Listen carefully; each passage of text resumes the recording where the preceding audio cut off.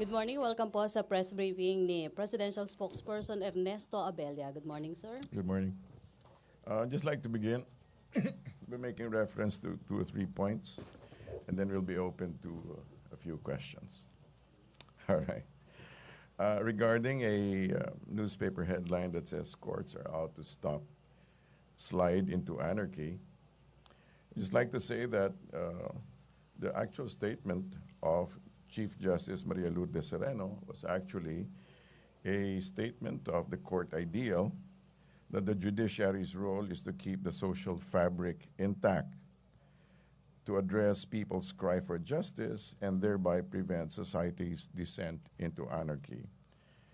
The statement is very clear that it was a simple explanation and not a statement on the state of things.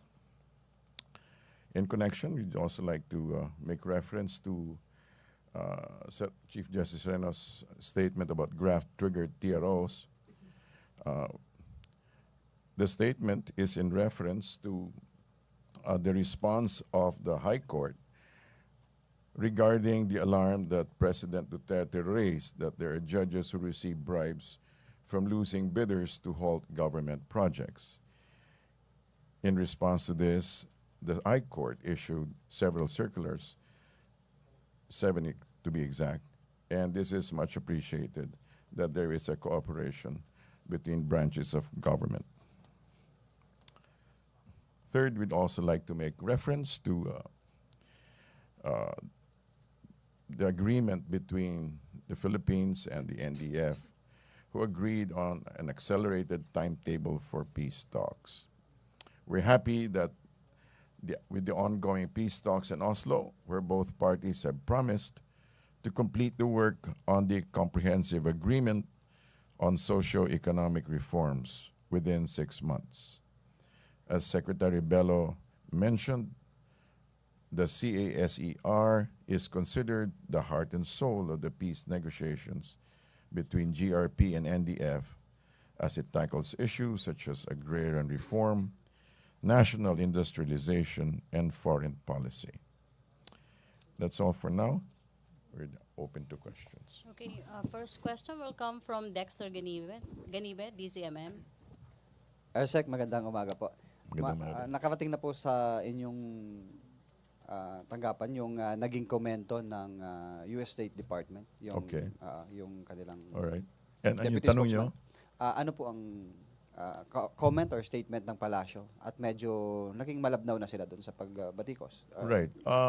We'd just like to say that we're open to the opinions and positions of certain governments, but we'd like to just say, we'd also like to reiterate that the relationship between the U.S. and the Philippines remains basically solid, and we do have a good relationship. Follow-up question, sir. Yes, po. Nabanggit na rin ng Pangulo na mukhang nakikiusap ng US na maglagay na tayo ng ambassador sa US or something like that. May meron na po ba? As soon as possible, sabi. We're working on it for the plain and simple reason that I think Mr. Chidoro is wala pa. No? So as of now, there is none. There is none, but we're working on it. May follow-up question? Maricela Lili, TV5. Sir, aside kay former Secretary Gilbert Chodoro, meron na bang inaay si Presidente na possible na pumalit kay Secretary Lorenzana sa Defense kung ma-appoint na siya as ambassador? Wala pa siyang binabanggit na pangalan. Pero I believe he has a short list. How many, sir? Hindi ko po alam yan. Sir, short list for the DND. For both. Okay. For both. No more question? Follow-up? Other topic? Joseph Morong? GMA 7. Sir, just a clarification or more details on the matrix. All right. It does outline the personalities involved, but how did the president come up with it? And can you elaborate on the operation, if it is about the drug operation inside the Bilibid? Basically, I'd like to refer to the first part of your question, which is that actually whatever he comes out with is based on collected intelligence. It's a collaborative intelligence, and so he so he has certain basis for which we are not privy to. Thank you. Sir, oh, okay. Pero sir, if it's going to, he did say it's about the drug operation, but the matrix did not illustrate the operation, meaning who takes what. Okay. Who Can we takes have what? more Well, details on let's it? just take a cue na lang from what the DOJ said, that the several witnesses have surfaced to prove certain allegations versus against certain personalities, and they're in the process of taking the affidavits of these particular witnesses, including NBP guards, inmates, and former friends of these personalities that have been referred to. And if and when they have been finally verified, the charges may have to deal with graft and drug-related graft once information is actually verified. No more? Laila Laveria? Sir, clarification. So, the information released by the president hasn't been verified? Is that what you're saying? No, I'm not saying it's not verified. They're verified as of the personalities, but the other links, the so-called links, are being finalized. Okay. Sir, on a related topic, there remains a lot of criticism or observations about the ongoing drug war and the violence. Aren't these giving the government pause, maybe getting it to reassess its strategy so it won't be so bloody? Let me just give you my understanding of the whole matter. You have to set it in context. You know, you have to set the whole operation, the whole campaign in context. That from where the president is and from where the president stands, what he sees is basically a nation that is really has really entered into the moss of narcopolitics, when people who are in government and people who are in authority have consciously made choices that actually allow the proliferation of drugs. So he frames the whole matter in terms of a war, and he actually brings out and highlights the fact that the 600,000 surrenderees is simply almost a tip of a large iceberg of how deeply this frightening drug is being used in especially in the lower sectors of society. So basically, the president's concern is to staunch the supply that's coming in to the country, and to make sure that the demand is stopped. Sir, but as to the strategy or the approach, are you saying they want the parang scorched earth approach na wala ng parang moderation na kasi No, okay. there I are think the terms killings. that you use imply that a lot of these are state sanctioned. You know, if you read very carefully, if you listen very carefully to what the president is saying, and how the strategy is being carried out, it really does not implicate police authority. There is no statement, there is no policy, especially what you just termed as a frightening landscape. Sir, last na lang, what do you Yes. make of the PNP chief's statement calling on drug dealers to burn down the houses of drug lords? Parang doesn't that perpetuate a environment or culture of violence? Again, let me bring it back. They consider the PNP chief. The PNP chief has taken on also part of the role of the action arm of the president, who has taken on the role of parens patriae. He is saying he's really calling out. He's really calling. This is a time of crisis. You know, the reason why perhaps people have not fully appreciated how deeply the spread of the drug menace is because it's only now that it's being revealed. For the longest time, it was either ignored or not attended to, and so people are not aware of the depths. It's only now. And that's why he's making a large, loud call. So even that, I would say, is a call. it's not an incitement to kill. It's a warning. It's a heads up. Thank you. Henry Uri, DCRH, then Dexter and Ina. Secretary, good morning. Some of the witnesses at the Senate hearing claim that they're being involved in illegal drugs is because of poverty. So walang matinong trabaho, kaya nagtutulak okay. na lang ng droga. Right. How would this administration address that particular problem? If you've been giving attention to the president, to the entire cabinet's efforts, I mean, this is such a hard-working cabinet. It's really surprising. They're running all over the place. You know, the 10-point economic program, the social development program. If you study it and look at it, it's so pro-poor. There's a lot of efforts going into creation of more jobs. And as you very well know, it's not a magic wand that you know, it's only been less than 100 days. So, but it's being attended to now. In other words, the current efforts of the government is not just to increase GDP, so to speak, but it is to make sure that people, in the words of some candidates have said, the laylayan, you know, But are actually involved. But follow-up lang, sir. Is the president planning to give a special package like livelihood program for them? No, there is an entire menu. There's an entire menu of job creation. Dexter? It's not just a question of giving. It's a question of making available all these opportunities. Thank you. Thank you. Thank you, Dexter. Sir, sa laki nung, or sa dami nung mga nagsipagsuko na mga drug dependent at Yes. mga pusher, may isang binabanggit ang Department of Health na isang rehabilitation center na ito lang yung kaya nilang ma-accommodate, and then paggabi yung buong pati sa mga hallway may mga banig na nakalagay doon para matulugan, and hanggang 6 months lang nila I mean yung mga nire-rehab ay hanggang 6 months na lang, and then pinapauwi na kahit hindi pa ganun Saan po tuluyan. yun? Where is that? Isa sa mga facilities ng Right. Department of Health, sir. Okay.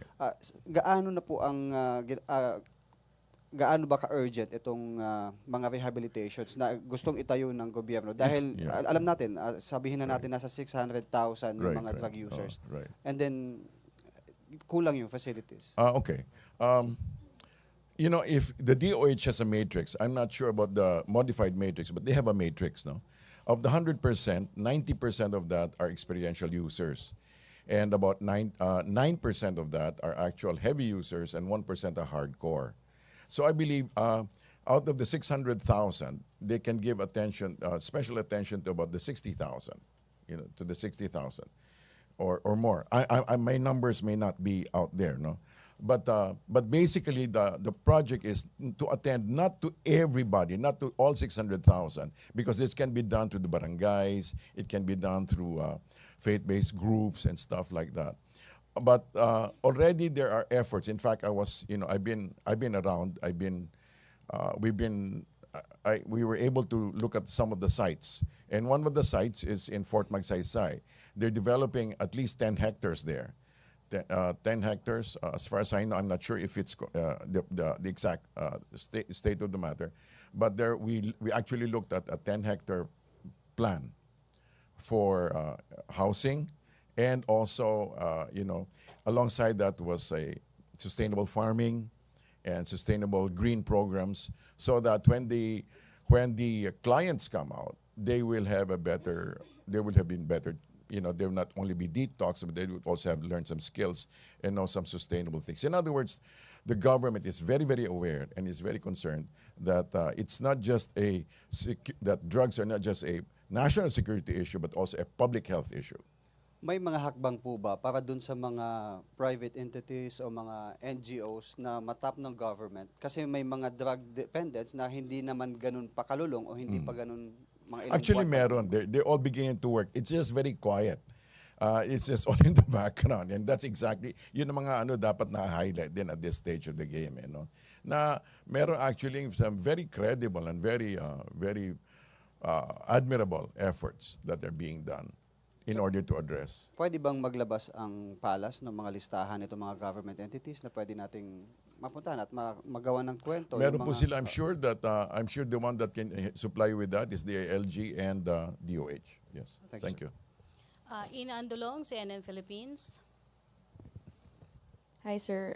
Going back to the statement of the PNP chief, I just want to clarify, is his statement sanctioned by Malacanang? I mean, do you share the same call para sunugin yung mga bahay ng mga drug lords? No, I think it's very obvious. There's no such statement that, come on, let's burn down all the houses. It's a passionate call. It's a passionate call to resist. Joseph Morong. Okay, sorry. And going back to the matrix, sir, you talked about some links still being finalized. Yes. What links are these? And does this mean that the matrix is still incomplete? No, the matrix, as far as, the details are not, the matrix is, per se, is complete, as presented by the President, that particular aspect of the matrix. But the details are being worked out. I use the word incomplete because wala pong naka-mention doon sa matrix na drug lord or a convict inside when previously the President kept on stressing Okay. the fact that This was a Senator De Lima has been collecting money from drug lords through her former aide. So where is that character in the matrix? Because it's not there. Well, as far as I know, that these are the things that he has allowed to be revealed, and in time it shall also be completed. Okay.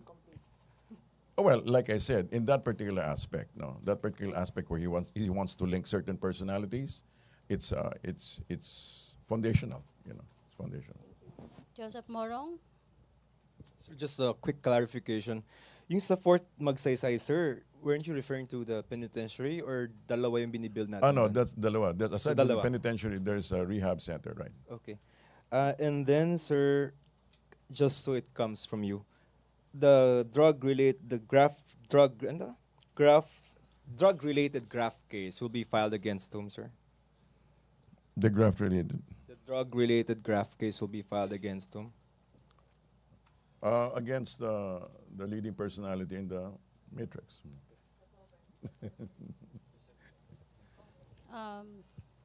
Si Tina muna. Tina Mendez, please. Sir, there is a report sa BBC about female assassins in the Philippines. Here in Manila, they are hired for 20,000 per hit. Okay. Of yung they kill yung mga identified drug personalities. I see. Any comment? None. Why? I don't know about it. Okay. Sir, is the government not going to look into the matter? Sir? Well, I'm sure they are, but at the present, it has not been part of the landscape, of the media landscape. Sir, sa pa-filean, target personalities, pa-filean ng kaso related to the matrix, does that include Congressman Espino? Was it in the matrix, Yes. Congressman Espino? Yes, sir. Pangasinan governor. Oh, Okay. Congressman. Well, let's wait until the next step. Hannah Sancho. Morning, Secretary. Sir, Yes. na-mention ni President Duterte sa Davao, yung nakatanggap na ng 50 million ransom yung Abu Sayyaf para dun sa Norwegian kay Saking Stad po. Yeah, okay. Saan po galing yung ransom? I'm not privy to that, but I think it was also raised by third parties. Pero yung position natin, sir, no ransom policy pa rin po ba? Not Ng from the government. government? Not from the government. Okay. Ransom not from the government. Pero okay sa inyo yung ransom, pero wag lang galing sa government. Well, Or that is hindi po dahil sa akin. No, sinasabi ko po na the government is also no ransom policy, right? Okay. Pero ini-encourage natin o hindi doon sa ibang We don't encourage. If they make negotiations, that is their negotiation. Sir, may ano pong status dun, sir, sa ginagawa ngayon ng mga security forces natin para makuha yung si Saking Stad po? Kasi Yung, di ba may the order Norwegian, po yeah. yung Pangulo Yeah. na. I believe they're bulbusin working na. quietly. Okay. Henry Ure. Sir, clarification lang. Yung Governor Espino na nasa Matrix, yun ba yung governor na binabanggit na ng Pangulo na kasali sa papangalanan niya in the next few days? I'll check that, okay? About the Espino. Okay. We'll clarify it. We'll get back to you on that. Okay. thank you. Okay. No more? No, One last question. One last question, Ross Cos. Good morning, sir. It has been a month since po pinirmahan ng Pangulo yun pong executive order on FOI. Yes. Ano na po nangyari doon po sa There's a booklet inventory? actually. Huh? Sa inventory po ng exceptions, nakapagpasa na po ba ang DOJ? Meron na po. Meron na po siya. Kailan po Kailan ba ipapublish? Yung Si Second Dinar had actually a draft the other day. Dala-dala niya actually. Including the exceptions. Let's check. Ipapalabas daw. Ipapalabas. Okay. As soon as he's, but there is actually, but that's actually a draft version. Yung binigay niya. I believe it's complete. I believe it's complete, huh? I believe it's complete. Okay, thank you. Sir, last Thank lang you. daw. Okay, one last. Final question, Joseph Yes. Morong. Sir, China lang. Ang sabi ng People's Daily, I think this is the paper of the Communist Party. Ang sabi is that there's no chance for any talks to proceed if we do not abandon yung arbitration ruling. All right. And we have limited cards to play this All year. right. You're talking PPD, right? Yes. That yun yung kanilang local paper, Yes, right? sir. That's local paper. Mas may siguro intindihin natin na meron silang pananalita sa labas at meron silang pananalita sa loob. Yung pong binanggit nyo, para sa kanila po yun. Marami pong salamat. Okay, thank Good you morning. Malacanang Press Corps. Thank you. Presidential Spokesperson Ernesto Abella. Back to our main studio sa Radyo ng Bayan at PTV.